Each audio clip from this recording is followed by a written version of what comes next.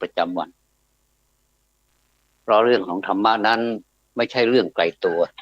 เป็นเรื่องที่อยู่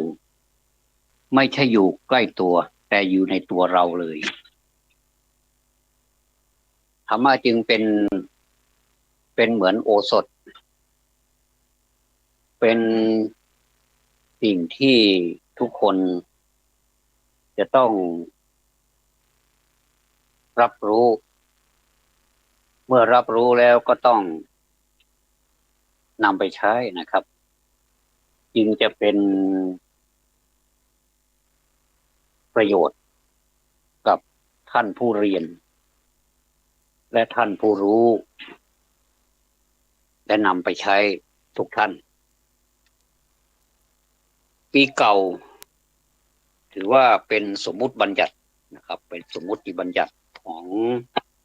ปฏิทินตั้งแต่มกราคมเป็นต้นไปจนถึงธันวาคมก็เป็นสิ่งที่ทุกท่านมีความประสงค์อย่างยิ่งยวดในการที่อยากจะมีความสุขความสุขเป็นสิ่งที่ทุกคนปรารถนาแล้วดูเหมือนว่าความสุขจะแกล้งเราเหมือนกันยิ่งเราปรารถนายิ่งรุนแรงหรือว่ามากเท่าไหร่ความสุขก็จะยิ่งวิ่งเร็วเท่านั้นยิ่งเราใช้สปีดเร็วเท่าไหร่ความสุขก็จะวิ่งหนีเราเร็วเท่านั้นแต่ถ้าเรามีวิธีหาความสุขโดยใช้คำสอนของพระผู้มีพระภาคก็จะเป็นความสุขอีกแบบหนึ่งซึ่งไม่ต้องซื้อไม่ต้องหาก็ได้มาแล้วของฟรีแบบนี้ใช่ว่าจะไม่มีประโยชน์ก็หาไม่แต่ว่ามีความสุขแบบลึกลึกซึ้งมีความสุขแบบสงบสันติอหิงสาซึ่งสิ่งเหล่านี้ทุกคนก็ปรารถนาอหิงสาเนี่ยนะคือความไม่เบียดเบียนกันนี่แหละแต่ถ้าเรายังมีแต่พูดกับพูดแล้วก็พูดแต่ยังคงเบียดเบียนกันอยู่เนี่ยมันก็ไม่ประสบความสำเร็จในการที่จะเรียกตัวเองว่าเป็นชาวพุทธเรารู้สึกอายเหมือนกันว่าเราเรียกตัวเองว่าชาวพุทธทำไมในขณะที่เราไม่ได้ไม่ได้เป็นผู้รู้ไม่ได้เป็นผู้ตื่นและไม่ได้เป็นผู้เบิกบานแต่เราก็ยังมีความรู้สึกเล็กๆนะครับมีความรู้สึกเล็กๆแล้วก็บางทีก็ลึกๆแล้วบางทีก็ลึกลับบางทีก็รุงรังเหลือหลายที่เรามัวงุ่นง่านอยู่กับสิ่งที่เราคิดว่ามันเป็นความสุขจนนักปราชญ์หลายๆท่านออกมาเขียนปรัชญากันมากมายไปหมดนะครับยิ่งเป็นโลกโซเชียลมันเจริญเหลือเกินสามารถที่จะให้ผู้อื่นรับรู้ในเวลาชั่วพริบตาเดียวก็สามารถให้รู้แล้ว www.com ซึ่งจุดเล็กๆจากที่เดียวนี่แหละก็สามารถที่จะเดินทางไปไกลทั่วโลกเลยนะครับถามว่าดีใจหรือไม่ที่มีสิ่งเหล่านี้เข้ามาเป็นส่วนหนึ่งของชีวิตเราส่วนตัวของข้าพเจ้าดีใจอย่างยิ่งที่เราได้ถ่ายทอดความรู้ให้แก่กัน โดยไม่ต้องเปลืองเงินเปลืองทอง จะต้องใช้ค่ารถค่าราหรือว่าเดินทางไกลอยู่ที่ไหนก็ศึกษาได้อันนี้คือเป็นข้อดีของโซเชียลโลกสมัยใหม่ก็เมื่อมันเป็นข้อดีอย่างนี้จะมีใครล่ะที่จะปฏิเสธผมเองก็ไม่ปฏิเสธวันนี้เรามาพูดกันแบบ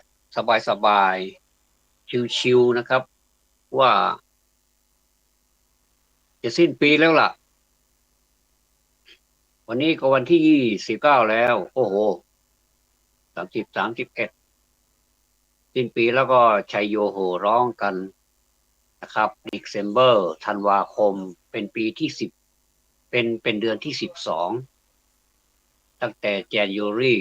เดือนมกราคมมาจนถึง December เดือนธันวาคมนี้นับเป็นระยะเวลา365วันผมมาทบทวนดูชีวิตคนเรานั้นจะว่ามันสูงมันก็สูงอยู่นะผมว่านะจะว่ามันทุกข์มันก็ทุกข์ขนาดเอ่อก็ทุกข์นาธานีแล้วก็ทุกแบบรัวๆด้วยเหมือนกับเวลาเราจัดรายการอะไรนี่ก็บอกว่ากดไลค์รัวๆแต่ผมก็กดรัวๆเหมือนกันนะแต่มันจะใช่หรือเปล่าไม่รู้ความเข้าใจในเทคโนโลยีนี้เราส่วนตัวผมนี่ยังมีมาตรฐานไม่ยังไม่ได้มาตรฐานก็คือต่ำกว่าเกณฑ์แต่ถึงอย่างไรก็เอาเถอะนะ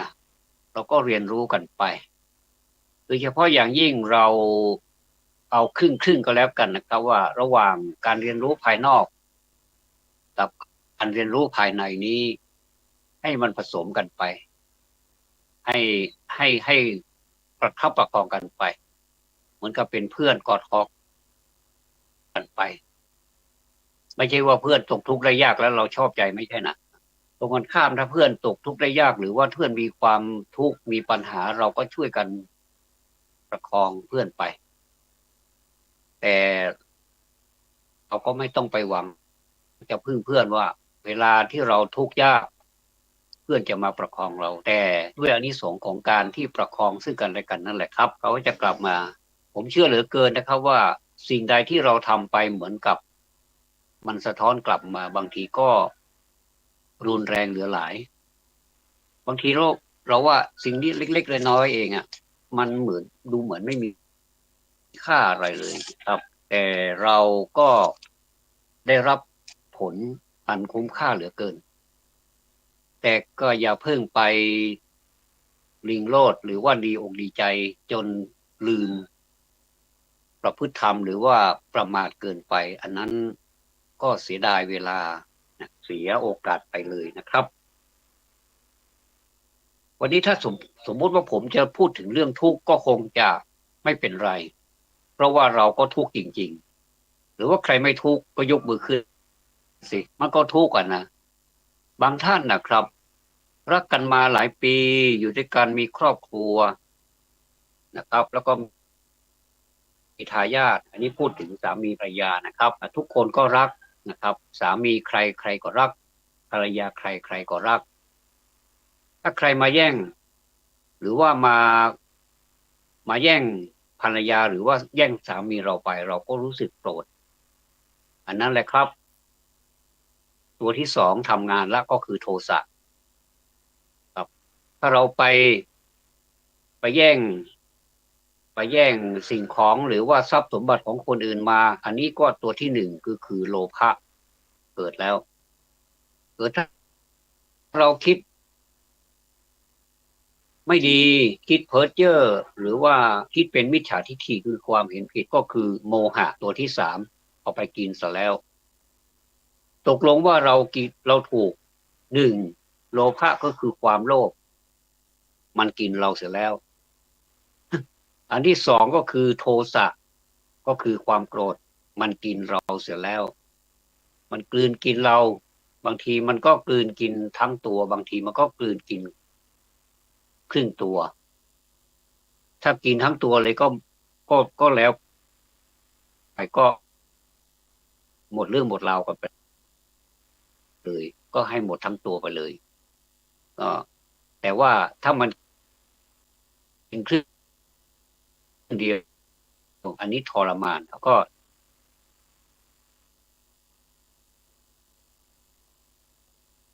ทุกข์เล็กๆไปจนถึงทุกข์มากๆและจนถึงทุกข์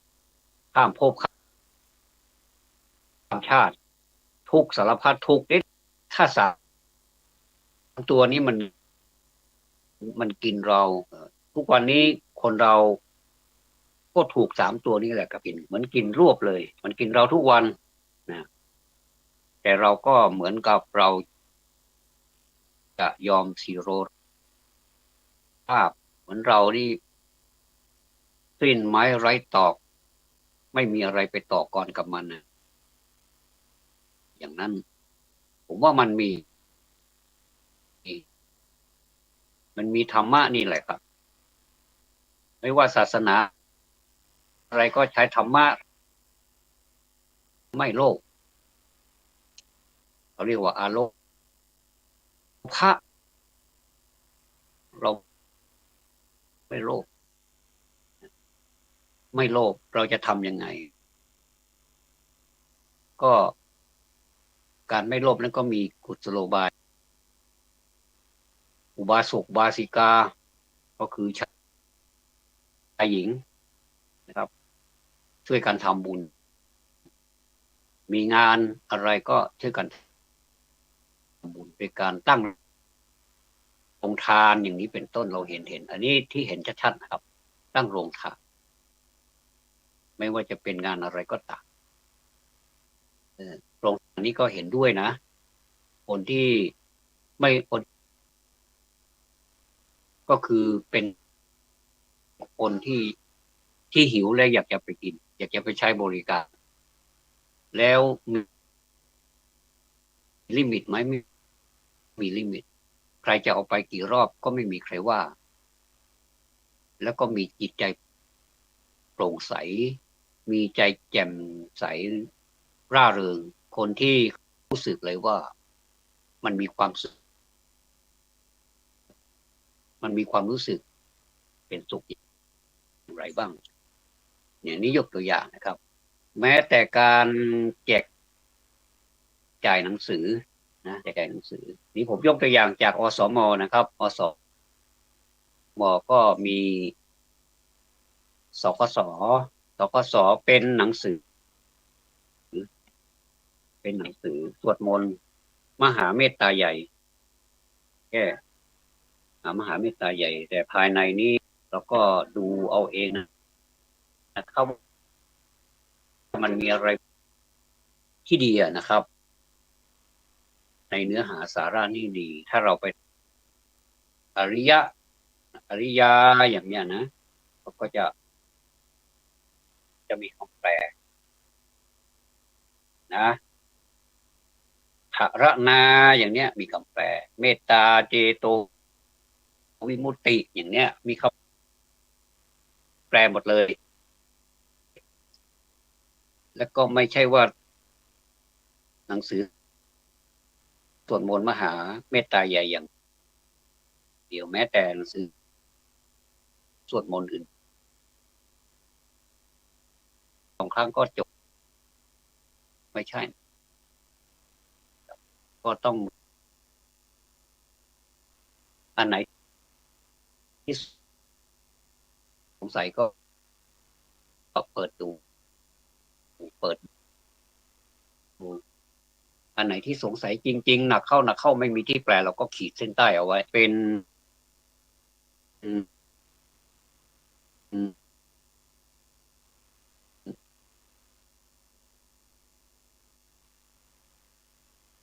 กู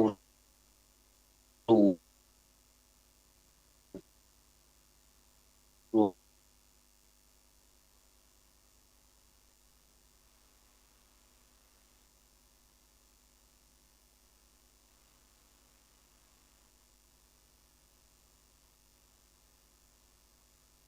แปลว่าอะไรนะแล้วก็เปิดดูเมตตาทะเล ขึ้นมาเลยครับก็เยอะเนี่ยเมตตาเนี่ยเมตตานี้อาจจะเป็นชื่อคนก็ได้ความหมายก็คือความเอ็นดูความสงสารอะไรก็ว่ากันไปก็แปลให้ฟังอย่างเงี้ยก็จะแปลให้ดูฟังด้วยหูดูด้วยตาวันนี้แปลกๆมี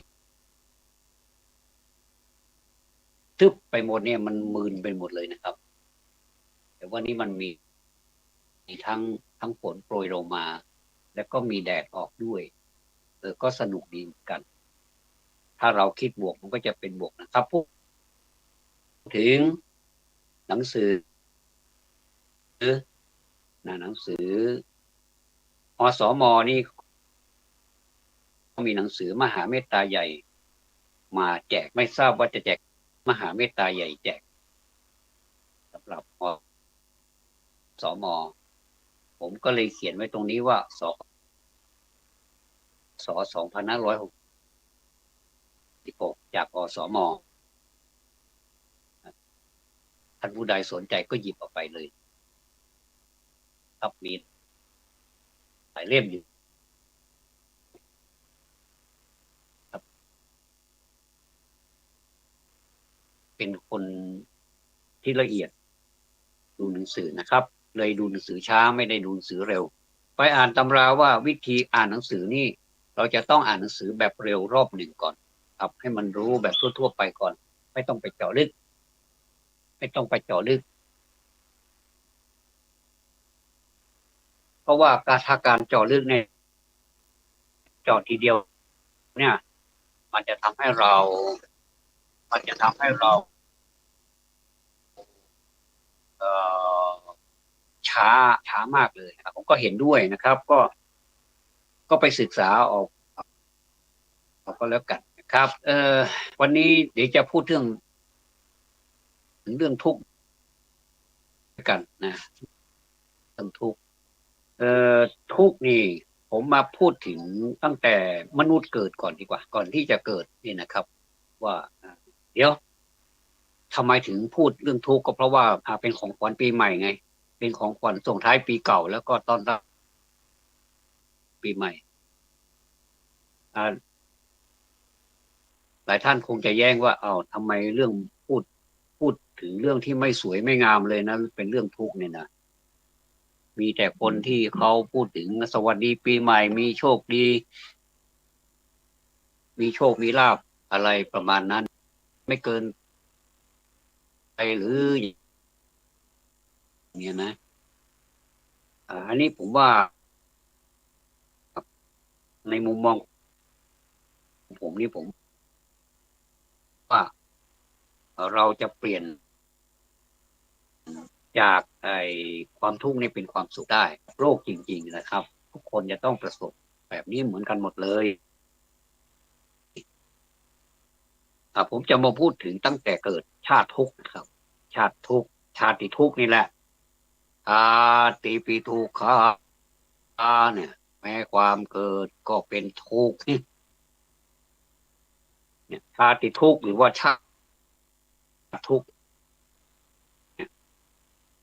เหตุไฉนเนาะชาติจึงเป็นทุกข์คนเราเกิดมานี่ผมมีความสุขเหลือเกินเกิดมาเป็นมนุษย์มันก็มีความสุขแล้วทำไมคุณถึงจะมาบอกว่าเกิดมาแล้วนี่เป็นชาติทุกข์ทำไมมาพูดถึงมุมมองศาสนาว่าเพราะความเป็นวัตถุเป็นวัตถุก็คือวัตถุก็คือสิ่งของถ้าเป็นภาษาบาลีวัตถุก็แปลว่าเรื่องก็ได้วัตถุก็แปลว่าวัตถุถ้าแปลทับศัพท์ก็เป็นวัตถุนะแล้วก็แปลว่าสิ่งของก็ได้คือเป็นพื้นเป็นที่ตั้งในที่นี้เราหมายถึงวัตเช่นทุกขะทุกมีทุกข้างหน้าอีกเราไม่ทุกข้างหลังอีกทุกขะทุกวิปริ วิปริณามทุกข์สังขารทุกข์ปฏิฉันนทุกข์อปฏิฉันนทุกข์ปริยายทุกข์นิปริยายทุกข์โอ้โหทุกข์เยอะเกินนะครับ เรามาพูดถึงทุกขะทุกข์ในเมื่อเรามาพูดถึงหัวข้อแล้วเรามาต้องมีอธิบายด้วยตามธรรมเนียมใช่ไหมครับถ้าไม่มีอธิบายนี่มันก็เกินไปละนะเราจะรู้ได้ยังไงว่าทุกขะทุกข์มันมีความหมายว่าอย่างแล้วก็เลยอธิบายความหมายซะเลยครับทุกขะทุกข์นี่ก็คือความหมายของมันก็คือทุกขเวทนามันเป็นยังไงทุกขเวทนานี่มันเล่นทั้งสองอย่างเลยเล่นทั้งกายแล้วก็เล่นทั้งใจทุกข์เหลือเกินเพราะเป็นทุกข์ทั้งโดยสภาวะและก็โดยชื่อฟังชื่อแล้วก็น่ากลัวไหมล่ะทำไมกลัวก็ไม่เป็นไรทุกคนเราจะถามว่ากลัวทุกข์ไหมไม่มีใครกลัวหรอกแต่เวลาโดนเข้าไปจริงๆแล้วโอดโอยกันนะโอดโอยลำพึงลำพันมีความทุกข์เหลือเกินเนี่ยนะบางคนก็อยากตายอย่างนี้ก็มีนะบางคนก็อยากตายบางคนก็ว่าเกิดมาทำให้ในเมื่อมันเกิดมาเป็นคนแล้วมันไม่มีสมปรารถนามันมีแต่ความทุกข์มันมีแต่เจ็บแต่ป่วยแต่ความผิดหวังมีแต่ความกังวลมันไม่มีประโยชน์อะไรเลยเรามาพูดถึงความหมายของมันดีกว่าว่าทำไมถึงเป็นนั้นแล้วเราจะทำอย่างไรครับต่อมาประการต่อมาคือวิปริณามทุกข์นะวิปริณามทุกข์เนี่ยมันเป็นถ้าสมมุติว่ามันมีความสุขนะเขาเรียกว่าสุขเวทนาก็มีความสุขรู้สึกมีความสุขเหลือเกินอย่างเนี้ยเพราะเป็นเหตุทุกข์โดยแปรเปลี่ยนไปเมื่อสุขเวทนามันแปรพักมันไม่เอาเราเป็นเพื่อนหน้ายิ้มกับบึ้งตึงไปหรือว่าเห็นหน้ากันแล้วก็ก้มหน้าก้มตาแล้วก็มองไปที่อื่นแล้วก็ผ่านไปไม่ว่าเราไม่ว่าเขาก็จะเป็นเช่นเดียวกันถ้าเราไม่ชอบเราก็ไม่อยากจะพูดจะคุยเขาแม้แต่ได้ยินชื่อเขาก็เกิดความทุกข์เสียแล้วอย่างนี้เขาเรียกว่าต่างเราไม่ชอบเขาเราก็อคติพอกันนั่นแหละนะในเมื่อมันมีอคติพอกันในเมื่อเรามีอคติพอกันแล้วจะไปว่าใครไก่ก็เห็นตีนงูก็เห็นนมไก่โอ้มันจะมีจริงหรือเปล่าไม่รู้นะถ้ามันไม่มีในโลกเนี่ยมันไปอย่างนั้นแหละเพราะอะไรเพราะมีความสุขอยากจะพูดมีปัญหาอะไรอย่างเงี้ยนะมีความสุขก็พูดไปเธอต่อมาสังขารทุกข์นี้อุเบกขาเวทนาและสังขารทั้งหลายอันเป็นไปในภูมิสามแล้วก็ที่เหลืออีกนะครับอันนี้เราจะต้องไปศึกษาเพิ่มเติมผมถ้าจะพูดไปทั้งหมดเนี่ยอธิบายไปกว้างๆไปยาวๆเนี่ยนะยาวไปเลยนี่นะมันยาวไม่ได้เพราะมัน อุเบกขาเวทนาและสังขารทั้งหลายอันเป็นไปในภูมิสามที่แล้วก็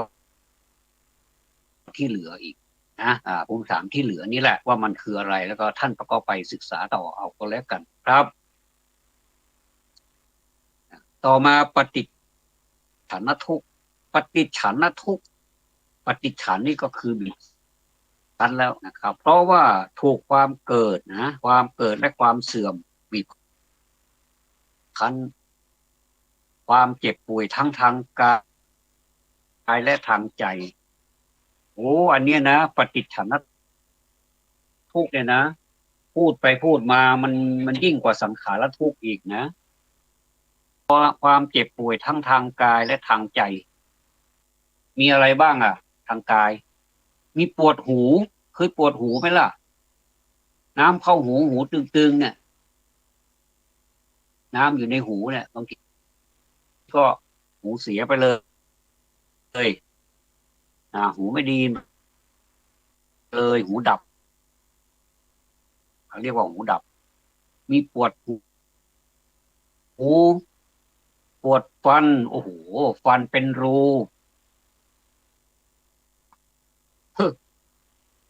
แต่ความสิ่งเราเนี่ยนะมันทำให้เราเกิดความทุกข์ได้เหมือนกันได้เยอะเลยนะและตัวเราปวดฟันจะไม่พอสมมุติว่าคนในครอบครัวเราเขาปวดหูปวดฟันถามว่าเรามีความทุกข์ไหมเราก็ดันไปทุกข์อีกทั้งที่ไม่ใช่ตัวเราแต่เขาเกี่ยวเนื่องกับตัวเราไงเขาเกี่ยวเนื่องเขาเป็นสมาชิกในครอบครัวของเราไงเปิดปวดตาขึ้นมาปวดฟันขึ้นมาอย่างเนี้ยเราก็มีความทุกข์กันต่อไปถ้าจะพูดนะมันอธิบายไปเยอะเลยนะครับแล้วก็มีมีมีความเกิดแล้วก็เสื่อมบีบคั้นนี่ยังไงอีกความรุ่มร้อนความรุ่มร้อนเกิดแต่ราคะก็คือความอยากราคะราคะความหมายอันเดียวกันครับความอยากได้ใครเป็นเรียกว่าราคะเป็นภาษาธรรมะราคะนะครับความเดือดดาลเกิดจากอะไรล่ะความเดือดดาลนี่ก็เกิดจากโทสะเกิดจากความโกรธอันนี้ต้องถามก่อนนะถึงจะรู้นะแล้วก็มันไม่ปรากฏเขาถึงเรียกอีกอย่างหนึ่งว่าเรียกปฏิฉันนทุกข์นี้ว่าปากตะทุกข์ก็คือไม่ปรากฏนะบางที่ก็เรียกว่าอปากตะทุกข์ปฏิฉันนทุกข์ปฏิฉันนทุกข์นี่ความหมายของมันก็คือความเจ็บป่วยมีทวติงสกรรมกรก็คือการลงยา32ประการประการนี่เดี๋ยวเรามาถ้ามีเวลาเราก็มาพูดกันว่ามันมีอะไรบ้างมีการลงอาญามีการลงโทษนี่แหละนะ32ประการเป็นต้นเป็นสมุดฐานเป็นพื้นถามก็รู้นะและเพราะความปรากฏการกระทำด้วยอปฏิฉันนทุกข์นี้ท่านเรียกว่าปากตทุกข์บางที่ก็เรียกว่าปากตทุกข์ก็คือมันปรากฏให้เห็น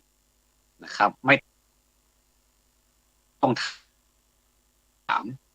เราก็รู้กันนี่นะครับต่อมาทุกปริยายทุก ปริยายทุกข์ดีปริยายทุกข์นี้นะเราจะเว้นอย่างเดียวก็คือทุกขะทุกข์อันแรกอันดับแรกอันที่หนึ่งที่พูดมานั่นนะครับ ก็ทุกข์ที่เหลือมีชาติมีชาติทุกข์ว่าชาติเนี่ยเป็นต้นซึ่งมาในวิพังค์แห่งทุกขสัตว์ทั้งมวลทั้งหมดนี่แหละนะครับเพราะความเป็นวัตถุแห่งทุกข์นั้นอันนี้เรียกว่าปริยายทุกข์ต่อมานิพปริยายทุกข์ก็คือตัวทุกขทุกข์นั่นแหละนะครับนิพปริยายทุกข์ก็คือทุกขทุกข์นั่นแหละครับหลายท่านงงพูดอย่างนี้งงนะท่านก็ไปศึกษาดูคำว่าทุกขทุกข์วิปริณามทุกข์สังขารทุกข์ปฏิจฉันนทุกข์อปฏิจฉันนทุกข์ปริยายทุกข์และนิพปริยายทุกข์เป็นตัวไปเอาให้ถ่องแท้แน่นอนว่ามันคืออะไรที่ผมพูดนี้ยังไม่เข้าใจหรอกผมเชื่อว่าไม่ค่อยเข้าใจกันแต่ว่าถ้าสนใจสำหรับท่านที่สนใจนะครับท่านที่ไม่สนใจก็ไม่บังคับครับ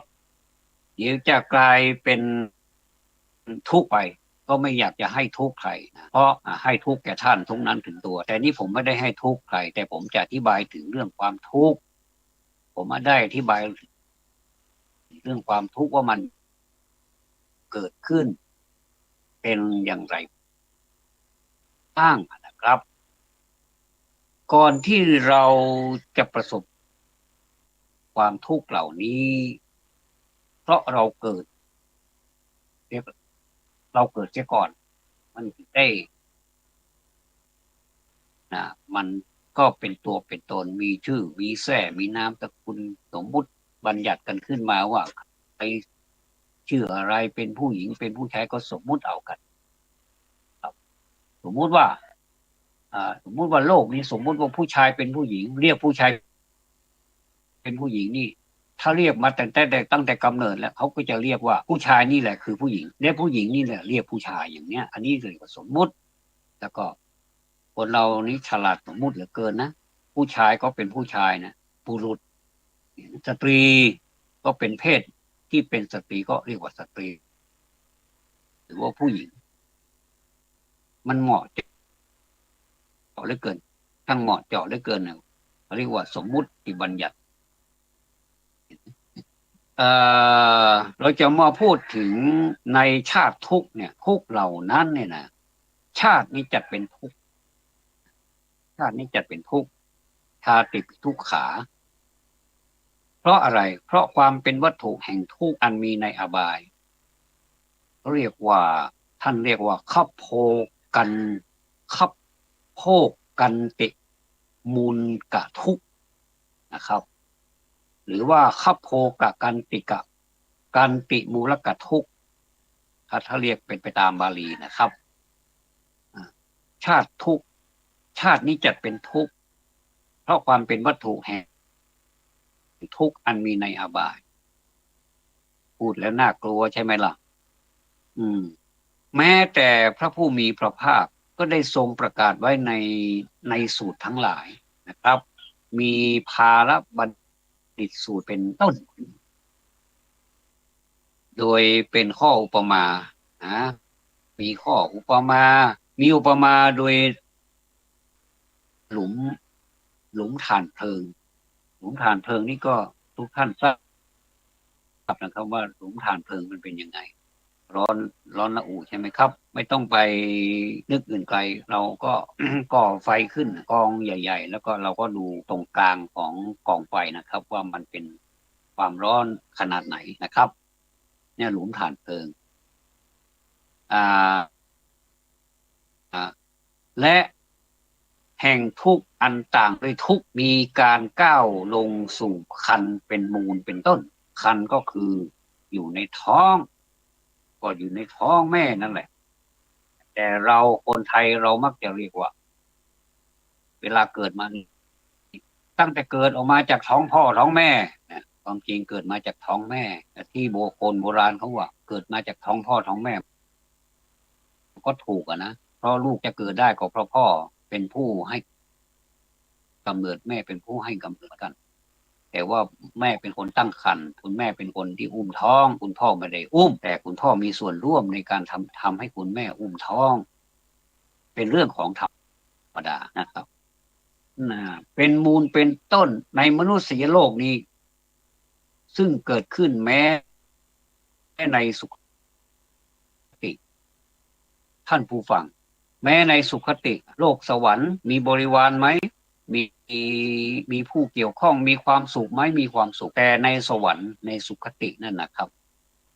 มันมีมูลเหตุที่จะทำให้ผู้ที่อยู่ในสุคตินี้ประมาทได้มากกว่าในมนุษย์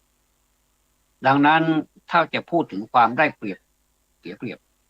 เกิดในมนุษย์นี่ถือว่าเป็นสุคติชั้นเลิศชั้นยอดมีหมู่เทพด้วยกันเขาถามท่านก็ถามซึ่งกันและกันว่าเวลาท่านจุตินี่แปลว่าตายนะครับ ไม่ใช่เกิดนะท่านจุติจากชั้นนี้ไปแล้วเนี่ยจากความเป็นอยู่ที่เป็นขนาดนี้ไปแล้วนะท่านอยากจะไปเกิดที่ไหนเทพอีกท่านหนึ่งท่านก็จะบอกว่าอยากไปเกิดในมนุษย์ทำไมล่ะเพราะในมนุษย์นี่มีความสุขมันมีทั้งผู้ที่ตรัสรู้มีทั้งธรรมะอะไรมากมายมีความทุกข์มีอะไรปนเปกันไปหมดเลยมันท้าทายมันเป็นที่เหมาะสำหรับที่เราจะบรรลุคุณธรรมอยู่ในขณะนี้ท่านก็ตอบถูกท่านนั้นว่าในสุคติมันมีความสุขเกิดทำให้เทวดาประมาทนะครับนะเพราะฉะนั้นสัตว์นี้เมื่อเกิดในท้องมารดาก็หาใช่เกิดในกลีบดอกไม้เราจะไปเข้าใจนะว่าอยู่ในท้องเรามีความสุขแล้วเกินเดินก็ไปได้เดินนะแม่จะไปทางไหนก็พาไปไม่ต้องได้เดินไม่กลีบดอกไม้นะกลีบดอกไม้นี่มีอะไรบ้างมีอุบลมีปทุมบุญทลีก็แปลว่าช้างอีกโอ้โหช้างขาวอย่างเนี้ยนะภาษาเนี่ยนะภาษาน่าสนใจนะครับ ถ้าเราจะให้มันแบบแปลขยายใจความออกไปนั่นนะมันสนุกจริงๆในย่อมเกิดในกุชิประเทศกุชิประเทศก็คือส่วนหนึ่งของท้องนั่นเองครับกุชิประเทศก็คือส่วนหนึ่งของท้องใต้กระเพาะอาหารใหม่โอ้เราไปอยู่ใต้กระเพาะอาหารของคุณแม่หรือนี่ก็ใช่นะสิแต่ใครไม่เคยอยู่บ้างก็ทุกคนก็เคยอยู่ถ้าอยู่ผิดที่นี่ผมแสดงว่าออกมาก็ผิดที่นะเป็นคนที่มัน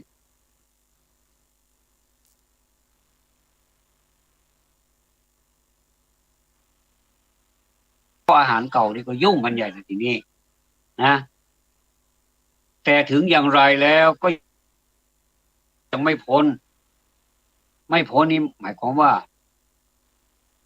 ตัวทำไมไปอยู่ในนั้นเอ้าก็ธรรมชาติบังคับให้ไปอยู่ที่นั่นเพราะนั่นที่นั่นมันคือที่อยู่ของทารกที่อยู่ในท้องจะเปลี่ยนที่ได้ไหมไม่เปลี่ยนไม่ได้บังคับให้อยู่ที่นั่นก็ต้องอยู่ที่นั่นแล้วอยู่ไปนานเท่าไหร่เราโอ้โหเกือบสิบเดือนนะทศมาศเกือบ10 เดือนบางทีก็ไม่ถึง10มันก็อยากจะออกมาซะแล้วก็มีไม่ต้องเช่าก็จริงอยู่บ้านก็ไม่ต้องเช่าเข้าก็ไม่ต้องซื้อ แล้วมันมีอะไรที่มันแบบน่าพิสมัยไหมมันมืดโอ้สบายไหมล่ะสบายนะมืดมิดอบอวลด้วยกลิ่นอันเหม็นอันตรงนี้ไม่สบายละถูกละเหม็นอะไรล่ะก็เหม็นซากสัตว์บ้างอาหารอะไรไม่รู้ที่คุณแม่กินเข้าไปอ่ะกินเข้าไปต่างๆนานาทำให้เกิดขึ้นน่าเกลียดยิ่งนักเพราะอยู่ใกล้กระเพาะด้วยนี่มันก็ต้องเห็นนะสิแต่นี่ดีนะมันหลับตานะก็เลยไม่รู้ไม่ชี้ไม่เห็นก็ดีไปอย่างนะครับมันน่าเกลียดท่านเปรียบเหมือนอะไรราวกะตัวหนอนเกิดอยู่ในปลาเน่าโอ้โหไม่อยากจะอุปมาเลยตัวหนอนเกิดในปลาเน่าแล้วมันจะเห็นอะไรมันจะเกิดขึ้นนะมั้งกลิ่นเหม็นนะเห็นมันจะมีหอมได้ยังไงไม่เหมือนกลีบกุหลาบไม่เหมือนกับกลีบดอกไม้ที่พูดมานั่นแหละก็หลุมน้ำครำเป็นต้นสิ่งเหล่านี้นี่เป็นสิ่งที่ไม่ดีทั้งนั้นเลยเป็นสิ่งสกปรกทั้งนั้นเลยสัตว์ที่เกิดอยู่ในท้องมารดานั้นร้อนอบอยู่ด้วยสัมภ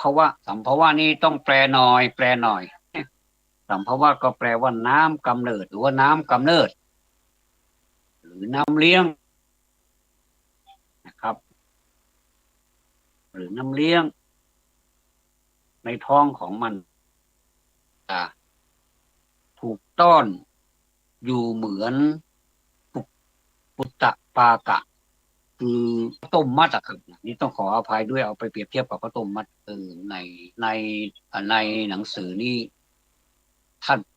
ท่านเปรียบอย่างนั้นจริงๆนะครับก็ถูกนึ่งอยู่เหมือนปิฏฐปินดิปิฏฐปินดิก็คือข้าวหนมก้อนแป้งเป็นยังไงนะขนมก้อนแป้งนะครับปราศจากความไหวกายมีคู่เหยียดอวัยวะเป็นต้นก็อยู่ท่าไหนก็ท่านั้นปวดเอวไหมล่ะก็ยังไม่รู้เลยยังยังไม่รู้ว่าอยู่ไหนมืดไปหมดแล้วเนี่ยยังไม่รู้ว่าอยู่ไหนนะเสวยทุกข์ขนาดหนักอยู่ตลอดทศมาศก็คือ10 เดือนนี้เป็นทุกข์มีการก้าวลงสู่คันเป็นมูลก็คือขโพกะกันติมูลกะทุกข์นะครับ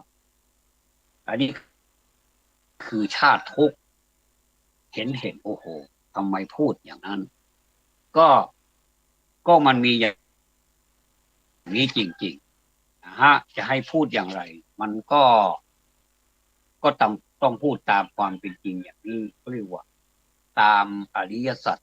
ก็คือความทุกข์ขัดสัตว์ทุกข์ขัดสัตว์เหล่านี้นี่มันเป็นสิ่งที่เรามาพูดกันส่งท้ายปีเก่าผมมีอีกอย่างหนึ่งที่อยากจะพูดให้ท่านฟังว่าอืมถึงแม้ว่าเราจะอวยพรกันอย่างไรก็ตามครับผมว่ามันไม่มีมันก็มีนะมันก็มีข้อดีอยู่ก็คือเป็นกำลังใจบางทีกำลังใจนี้ทำอะไรได้หลายๆอย่างแล้วก็ให้กันโดยที่ว่าเราไม่ต้องไปคิดว่าเวลาที่เราให้กำลังใจคนอื่นนี้คนอื่นจะมาให้กำลังใจเราเป็นการตอบแทนนี่ไม่ต้องไปคิดนะครับแต่ว่าการให้นี่เป็นสิ่งที่คนมีปรากฏไว้เหมือนกันดังนั้นการที่จะให้อะไรแก่ใครไม่ต้องไปหวังจะให้ได้ตอบแทนครับมันเป็นธรรมชาติที่มันกลับมาอยู่แล้วนะครับเพราะฉะนั้นสิ่งต่างๆที่เราผ่านมาในชีวิต แต่ละขั้นแต่ละตอนบางทีเราก็ตกหลุมบ้างบางทีเราก็ขึ้นที่สูงบางทีก็ลงที่ต่ำบางทีก็ชีวิตเหมือนเรากับอยู่ก้นเหวตะกุยตะกายขึ้นมาแต่เรา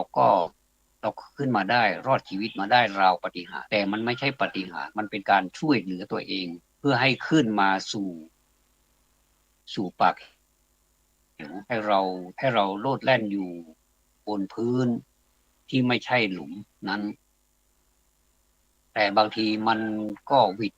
จะหล่นอยู่ลงในหลุมเหมือนกันบางทีก็เราไม่เป็นน้ำแต่เราก็เกือบตายเนื่องจากว่าเราไปเล่นน้ำกับคนที่เขาเป็นน้ำเขาว่ายน้ำได้เขานำดำน้ำได้แต่เราก็ด้วยความขนอง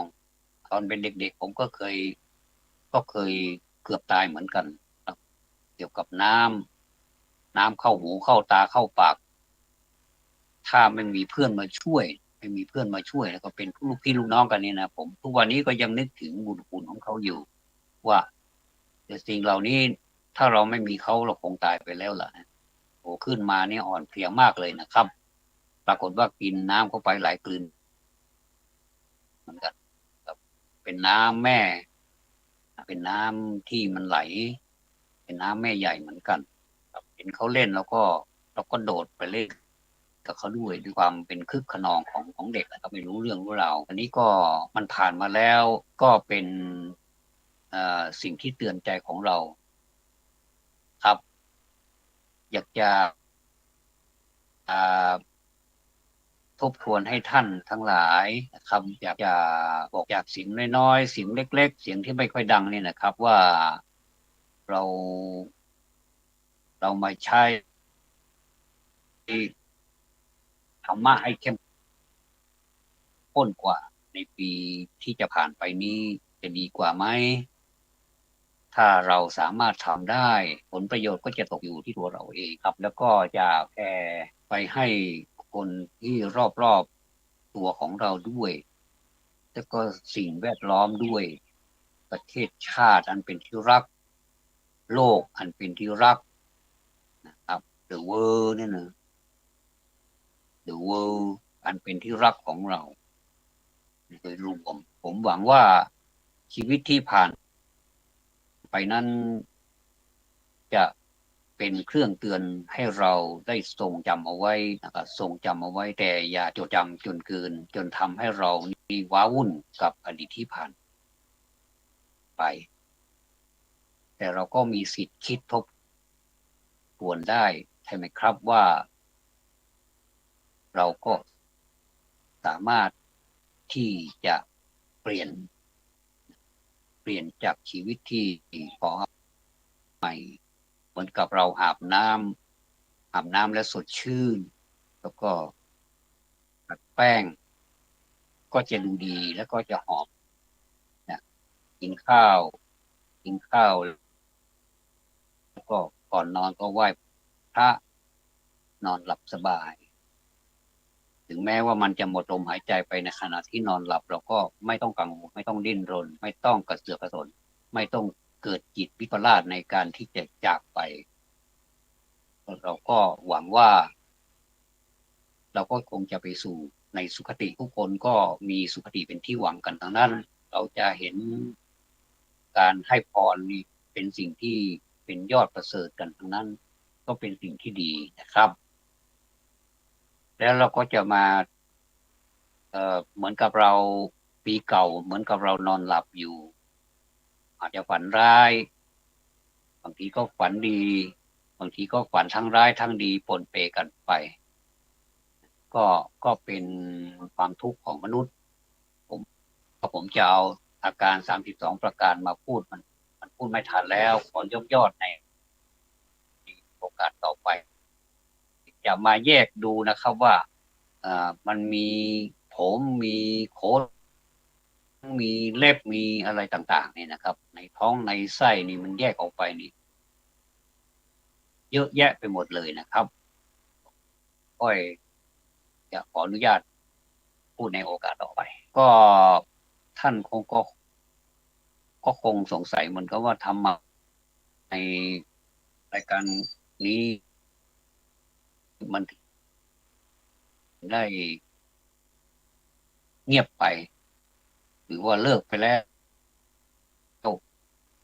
อ่าไม่ใช่นะครับทางสถานีถ่ายทอดสดในงานปริวัติศกรรมที่วัดม่อนฤาษีอำเภอผ่านพ้นไปแล้วก็เมื่อวานนี้เป็นวันพุธซึ่งจะเป็นเวลาที่ท่านให้โอกาสผม2 วันก็คือเป็นวันพุธกับวันพฤหัสแต่เผอิญว่าคุณหมอนัดผมไปโรงพยาบาลไปอันตราซาวด์นะครับแล้วก็แฟนตราซาวด์เสร็จเรียบร้อยแล้วก็วันนี้ก็พอดีเป็นโอกาสอันดีท่านผู้อำนวยการก็ให้โอกาสอีกวันหนึ่งก็กราบขอบพระคุณท่านนะครับก็เวลาที่เหลือนิดหน่อยนี้ตอนนี้9:52 นาทีเวลาที่เหลือนี้ผมอยากจะขอบพระคุณทางเจ้าหน้าที่ของโรงพยาบาลถ้าหากว่าท่านไปฟังเข้าครับก็จะเป็นระบบ YouTube มีการบันทึกเสียงเอาไว้ทุก Facebook หรือว่าทั้ง YouTube หรือทั้ง Facebook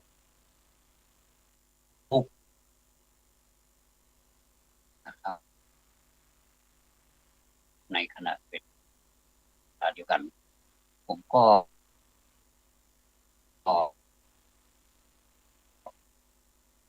มีครับซึ่งในบริการของตั้งแต่ทางโรงพยาบาลนี่นัดเจาะเลือดแล้วก็นัดที่1นะครับอาการกลางวันอะไรเนี่ยนะครับถ้าจำผิดก็ขออภัยด้วยนะมาเลยนะครับปัดคิวเขาก็ใช้ให้เราเข้าไปในห้องเจาะเลือดเลยก็คอยดูที่จอทีวีนะครับว่าตอนนี้ไปถึงไหนแล้วเนี่ยโอ้จะบริการเร็วมากเลยนะครับโอ้แสดงว่าอ่าโรงพยาบาลสวนดอกมหาวิทยาลัยเชียงใหม่นี่ว่าหรือว่า CMU เนี่ยพัฒนาไปไกลมากนะครับเราเราไม่ได้เป็นเราไม่ได้ไปทุกวันนะครับเพราะว่าหลายเดือนนี้หมอนัดเนี่ยยิ่งนานไปไปก็นัดห่างไปเรื่อยๆนี่ตอนใหม่ๆนี่นัดถี่นะครับแต่ตอนนี้ก็นัดห่างไปนะครับผมมันเปลี่ยนแปลงแต่มันเปลี่ยนไปในทางบวกนะครับผมอันนี้ต้องชมเชยท่านผู้บริหารด้วยนะครับว่าโอ้เขาเก่งเหลือเกินเขามีแต่คนเก่งๆทั้งนั้นนะครับทำงานกันแบบสัมพันธ์กันเหลือเกินนะครับอันนี้ต้องชมเชยต้องยกย่อง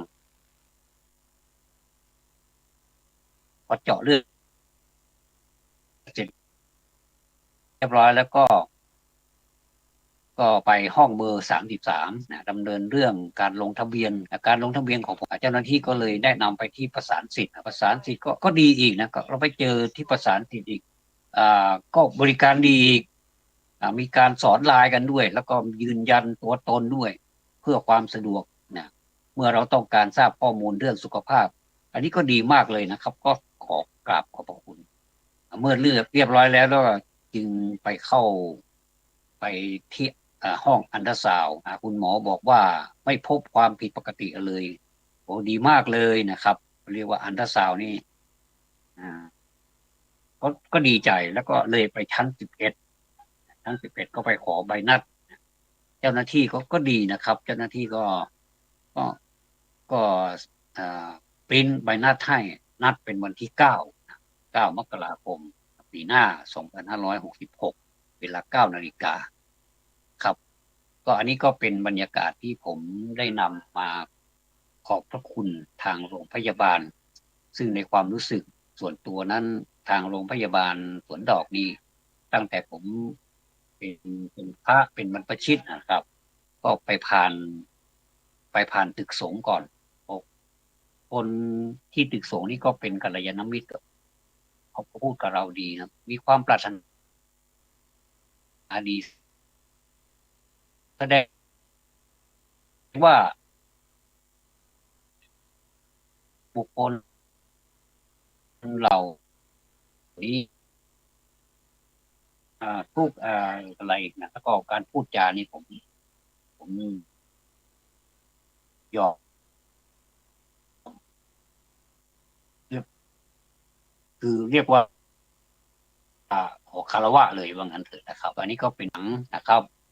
ขอนำรายการนี้จากลาท่านผู้ฟังไปก่อนนะครับขอความสุขความสวัสดีจงมีแด่ท่านผู้ฟังทุกท่านธรรมะส